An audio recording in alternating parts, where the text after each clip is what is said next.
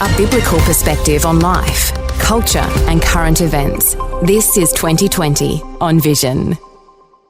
It is the Wednesday edition of 2020, and on a Wednesday, it's our tradition to get an update on what's been happening in the nation of Israel. So much news that's being reported and so much that just goes under the radar. Mandy Worby is back with us. Hey, Mandy, welcome back. Hello, Neil. It's nice to be with you. Mandy, let's start with the developments around aid and electricity into Gaza. It's been stopped. What's the latest here? Okay, well, since the war broke out, so that's 16 months ago, 1.3 million tonnes of aid has gone into Gaza. That's 4,200 trucks every single week taking aid into Gaza. Now, we all know Hamas confiscates it and then sells it to the people at exorbitant prices because they're funding their terrorist organisation by ripping off the people, even though it's supposed to be given free to the people. And everybody says, that Gazans are starving to death. They're not. It's the middle of Ramadan. They're having massive feasts every night, and there's lots and lots of online footage of them all having their huge feasts at the moment during Ramadan. There's nobody starving. But the aid supply was stopped because Hamas refused to extend the ceasefire and release more hostages. So Israel has said, that's it, we're shutting all the doors. That's it. And it's 100% Hamas's fault. And the Prime Minister's office said, with the conclusion of the first stage of the hostage deal and in light of Hamas' refusal to accept the Witkoff framework for the continuation of the talks to which Israel has agreed, Prime Minister Benjamin Netanyahu has decided that as of this morning, the entry of all goods and supplies to the Gaza Strip will be halted. Israel will not allow the ceasefire without the release of our hostages. If Hamas persists in its refusal, there will be additional consequences. Now, that statement was made 10 days ago, and since Hamas is still refusing to negotiate, because they've got stores and stores and stores and stores of food, Israel is now initiating the next consequences. That is that Israel Electric Corporation, or the Electric Corp, has been instructed to shut off they only have one power line into the strip. And it powers a desalination plant, which was built by Israel, and it's cutting that off. Okay? Now, this was a directive that was given on Sunday. Again, they only have power going into that one line to the desalination plant. Gaza does have other sources of water, not just the desalination plant, but Israel is no longer going to allow that to continue on that front. Now, Hamas, of course, they are accusing they're accusing them of war crimes while they're holding hostages in tunnels under the ground, abusing, torturing and starving them, which are war crimes, but they're pointing the finger at Israel. You can sort of get the impression that some will be thinking this is a hardline tactic from Israel, but there was warning too that has come around tightening these restrictions because the Hamas has not released all the hostages, and the hostages are the key here. Hey, let's talk about various scenarios and things here. What else would we consider? On the subject of what Israel is constantly being condemned for, I want to put a scenario to you, okay? Let's just say Russia invaded Ukraine and indiscriminately bombed homes and businesses, hospitals, schools, government buildings, killing, tens of thousands, maybe hundreds of thousands of people between the two nations. Okay, let's just say that that's a possibility. I think that's the headlines, isn't it? Right, okay, all right. Now imagine that the whole world condemned Ukraine for the conflict, demanded that Ukraine provide Russians with food, water, electricity, gas, medical supplies and equipment, hand over half their landmass, provide reparations to Russia, and then foot the bill for all the rebuild, for all the damage done in Russia when Ukraine fought back. All that while the Russians keep promising to continue waging war against Ukraine until Ukraine belongs completely to Russia and all the Ukrainians are dead. Now, can you imagine the world being on board with such a scenario? No, of course you wouldn't. But that's what is being expected of Israel, all while fighting with Hezbollah in the north, with rocket fire coming from Syria and the regime change there, firing missiles from Yemen, Iran, Iraq, threats from Jordan and Egypt, condemnation at the UN, the EU, the ICJ, the ICC, and sanctions from individual nations around the world. Could you imagine anybody expecting that from Ukraine? It does seem an unfair playing field. Totally. Okay. Let's talk Israel and terrorists because, when we think of Hamas, yes, that's a terrorist outfit and, we cast our eyes to the north and Hezbollah in the north and we'd say terrorist. But terrorists inside Israel. Yeah. Let me ask you about that. Is there some things coming to light? Yes, there's been a lot of incursions by the IDF and even the PLO police force, I might add, going into cities like Jenin, Tulkarem and others, quite a few, Ramallah, because there are terrorist cells in those Palestinian-governed territories as well.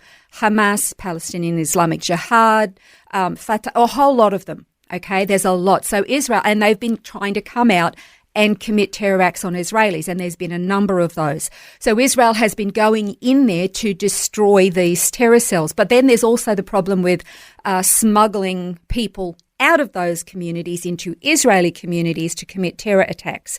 And it was just yesterday that 24 Palestinians from within towns in Judea, Samaria, were smuggled right into a Haredi neighbourhood, which is a very religious community, in Jerusalem.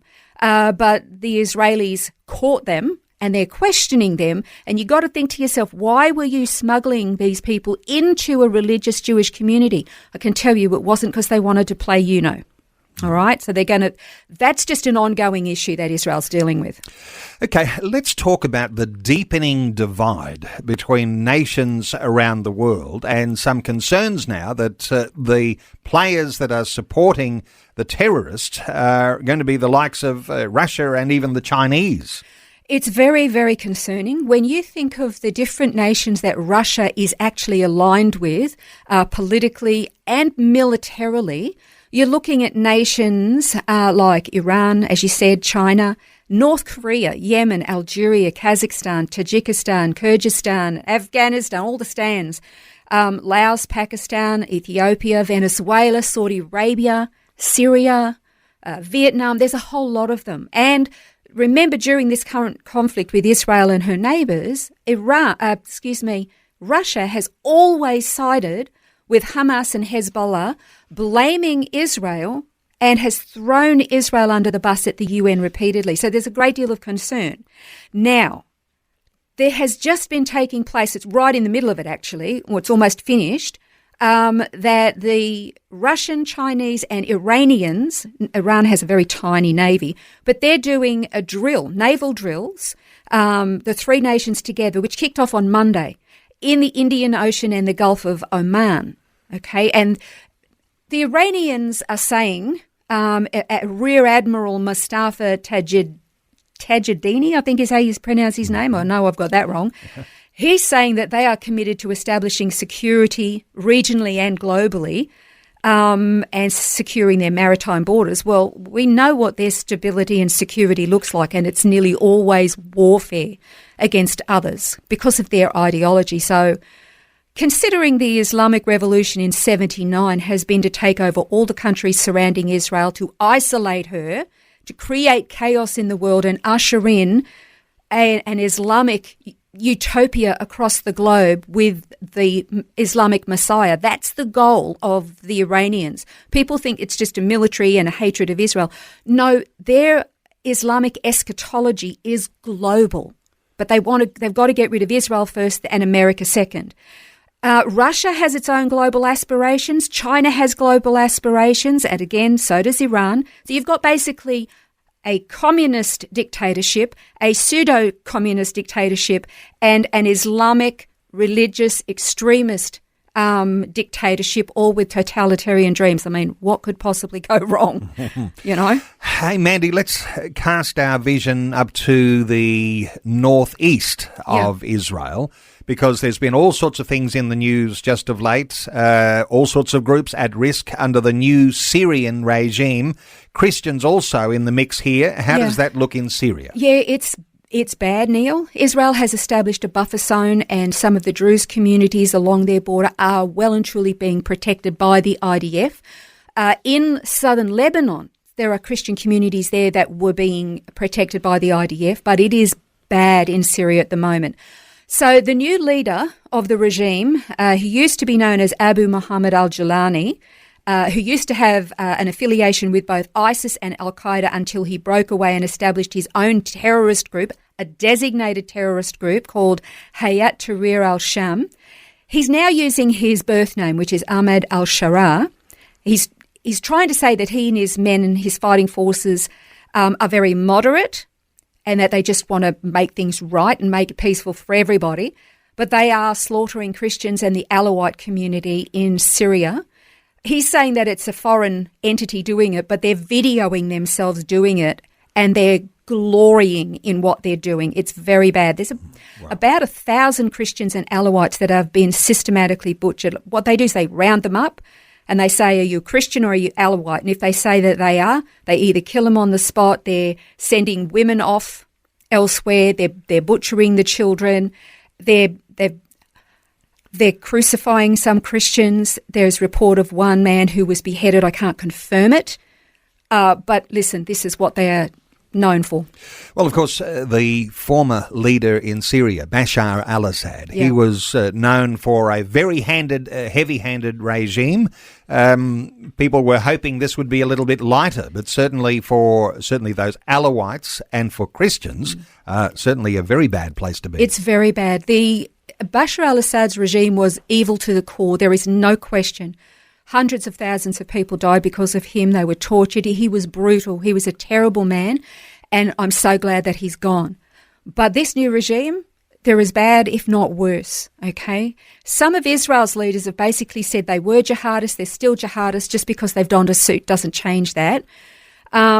Just to give, people are saying, who are the Alawites? Just very quickly, the Alawite community, they are Muslims, but they differ from the Sunni and the Shia sects. Alawites have this creed that teaches of a symbolic, esoteric kind of reading of the Quranic scriptures, and their ideology is based on they believe in reincarnation, and they view Ali, who was the first Islamic imam, as a divine incarnation of God. Now, as such, the Sunni and the Shia Muslims consider them apostates, so they're fair game, and they will just kill them.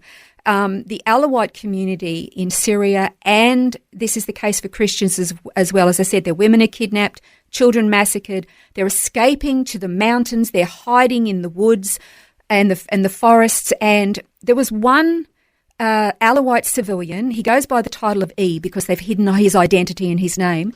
He said the situation is disastrous, there is an ethnic cleansing taking place, and these terrorists leave nothing behind. They kill everyone, and they're literally documenting their own war crimes on video, just like Hamas did on October 7. And he was asked the question, do you have a message for the Israeli government? And he said, we need someone to save us, to support us, to help us, to protect our people. Cities are burning and the people cannot speak. Before this, with the old regime, we lived in extreme poverty. And today we live in terror and catastrophe. They're basically just like the Druze and the Christian communities in southern Lebanon and on the border with Israel in that buffer zone. These communities are desperate for Israel to save them because they know, in spite of all of the hatred against Israel, claiming that she's an enemy, they know Israel protects people. Wow. Another great update once again, Mandy Worby. Always appreciate your very detailed insights. And there's a little Mandy personality that comes through in all of that too, and your passions do overflow. And just wonderful to hear from you. Thank you so much for another great update today on pleasure. 2020. Thanks for taking time to listen to this audio on demand from Vision Christian Media. To find out more about us, go to vision.org.au.